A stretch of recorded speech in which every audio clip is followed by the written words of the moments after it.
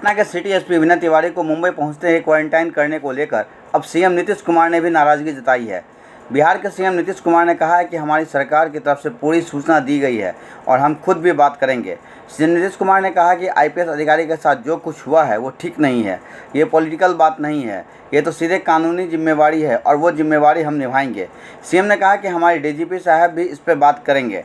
हालांकि इस दौरान जब नीतीश कुमार से मामले को सीबीआई से जांच कराने को लेकर सवाल किए गए तो नीतीश कुमार ने कोई भी जवाब नहीं दिया। अधिकारी को जबरदस्ती क्वारंटाइन किया गया है कल। ये हमारे सरकार की तरफ से डीजीपी ने पूरी सूचना दी है और वो खुद भी वहाँ बात करेंगे। उनके साथ जो कुछ भी हुआ है ये ठीक नहीं है, ये बातचीत करेंगे सर। वहाँ बात करेंगे वहाँ के सीएम से। नहीं, पॉलिटिकल बात नहीं है, ये तो सीधे जो कानूनी जिम्मेवारी है बिहार पुलिस के प्रति, उस जिम्मेवारी को अब निभाएं और उसी के अनुरूप काम करें।